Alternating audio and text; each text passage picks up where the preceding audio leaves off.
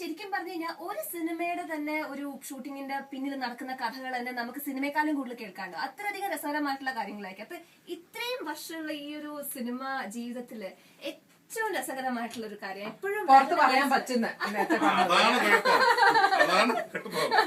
അല്ല, ഞാൻ എന്റെ ഈ സിനിമ ഷൂട്ടിങ്ങിന്റെ ുള്ള രസകരമായ സംഭവങ്ങളെല്ലാം കൂടെ മനോരമ വീക്കിൽ എഴുതി 60 ലക്കം എഴുതുന്നു. അതിപ്പോ ഉടനെ പുസ്തകമായിട്ട് ഇറങ്ങുന്നുണ്ട്. അപ്പൊ ആരെ വേദനിപ്പിക്കുന്ന ഒരു കാര്യം പോലും അതിനകത്തില്ല. എനിക്ക് അല്ലെങ്കിൽ എല്ലാവർക്കും വായിക്കുന്നവർക്ക് ഹ്യൂമർ തോന്നുന്ന സംഭവങ്ങൾ മാത്രമേ ഉള്ളൂ. അതിപ്പോ അടുത്ത മാസം ആ പുസ്തകം ഇറങ്ങും. അപ്പൊ പുസ്തകം വായിച്ചാൽ മതി അതാണ് പറയുന്നത്. എന്നാലൊരു ടീച്ചറെങ്കിലും വായിക്കാം ഉറപ്പായിട്ടും. നമുക്ക് കേൾക്കാനും എല്ലാവർക്കും കേൾക്കാനും അതൊക്കെ ആയിരിക്കും ഇഷ്ടം. നിങ്ങൾ തമ്മിലുള്ള കൂട്ടായ്മയില് അല്ലെങ്കിൽ എന്തെങ്കിലും സിനിമയുടെ പുറകിലുണ്ടായിരുന്ന ചർച്ചകളുടെ കാര്യമോ? അല്ല, ഞങ്ങളുടെ കാര്യങ്ങൾ വെച്ച് കഴിഞ്ഞാൽ ഇപ്പൊ ഈ ട്രിവാൻഡ്രം ഡബിംഗ് തിയേറ്ററിലെ റെക്കോർഡിസ്റ്റ് ഹരികുമാർ കുറെ നാഷണൽ അവാർഡ് കിട്ടിയാണ്. പുള്ളി പറയും, നിങ്ങളുടെ ഒരു ഗ്രൂപ്പ് വരുമ്പോൾ ഞങ്ങൾ അകത്തിരുന്ന് ഇങ്ങനെ ശ്രദ്ധിക്കും, തമാശകൾ പറയും, അല്ലെങ്കിൽ ഈ കഥാപാത്രത്തിനെ കുറിച്ച് പറയും, ഇപ്പൊ ചെയ്തിട്ട് വന്നൊരു കഥാപാത്രത്തിനെ കുറിച്ച് പറയും, ഇപ്പൊ പോകുന്ന ഒരു കഥാപാത്രം ഇങ്ങനെ ഒരു വേഷമാണ്, അതിന് മേക്കപ്പ് എന്ന് പറയും. പക്ഷെ ഇപ്പൊ ഒരു പ്രസന്റ് ജനറേഷനിലുള്ളവർ വന്നിട്ട് മൈക്കിന്റെ വന്നിട്ട് നമുക്ക് ഓഡി വാങ്ങിക്കണോ അതോ BMW ആണോ നല്ലത്, ഞാൻ ഒരു ഫ്ലാറ്റ് എറണാകുളത്ത് വാങ്ങിച്ചിട്ടുണ്ട്, അതിനിങ്ങനെ അവരെല്ലാം ഒരു ലക്ഷറിയുടെ കാര്യങ്ങൾ ചിന്തിക്കുന്നുണ്ട്. അപ്പൊ അവരിതെല്ലാം കേൾക്കും, മൈക്ക് എപ്പോഴും ഓൺ ആയിരിക്കും. അപ്പൊ അങ്ങനെ ഒരു ഡിഫറൻസ് ഉണ്ട് സംഭവം. തീർച്ചയായിട്ടും ഈസ് ഡ്രോപ്പിംഗ്. ഓക്കെ, രാജ് ചേട്ടൻ ഇങ്ങനെ എത്രയോ കഥാപാത്രങ്ങൾ ചെയ്തിരിക്കുന്നു, അതിന്റെ കാര്യം ഒന്നും പറയേണ്ട തന്നെ ആവശ്യമില്ല. ഈ പറഞ്ഞ പോലെ മലയാളികൾ കാണുന്ന എല്ലാ സിനിമയുടെയും ഏതെങ്കിലും ഒക്കെ ഭാഗത്ത് രാജുചേട്ടൻ നിൽക്കുന്നുണ്ട്.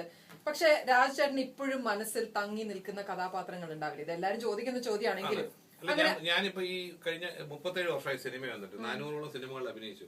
എല്ലാ കഥാപാത്രങ്ങളും എൻജോയ് തന്നെ ചെയ്തിട്ടുള്ളത്. എന്നാലും മനസ്സിൽ തട്ടുന്നത് എനിക്ക് എന്റെ പേര് സുധീർ കുമാർ എന്നാണ്. വീട്ടിൽ വിളിക്കുന്ന പേര് രാജു. മണിയമ്പിള്ള എന്നൊരു പേര് വന്നത് ആ കഥാപാത്രം ചെയ്തിരുന്നു. അപ്പൊ മണിയമ്പിള്ള അഥവാ മണിയമ്പിള്ള എന്നുള്ള കഥാപാത്രം അത് തന്ന സംവിധായകൻ ബാലേന്ദ്രനും ജീവിതത്തിൽ ഒരിക്കലും മറക്കാൻ പറ്റില്ല.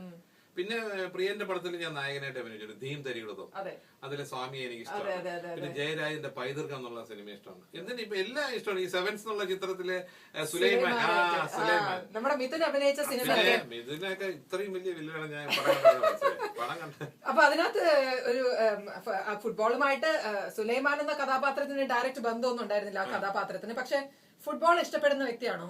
ഫുട്ബോൾ ഇഷ്ടപ്പെടുന്ന വ്യക്തി തീർച്ചയായിട്ടും. ഈ സുലൈമാന്റെ കാര്യം വെച്ചാൽ സുലൈമാൻ എല്ലാവരും വിചാരിക്കും വില്ലനാണെന്ന്. പക്ഷെ അതിലൊരു വില്ലനെ അല്ല. അവർക്ക് വേണ്ടെങ്കിൽ വേണ്ട, വേണമെങ്കിൽ പോവാം, നിങ്ങളുടെ വഴി നിങ്ങൾക്ക് തിരഞ്ഞെടുക്കാന്ന് പറയുന്നുണ്ട്.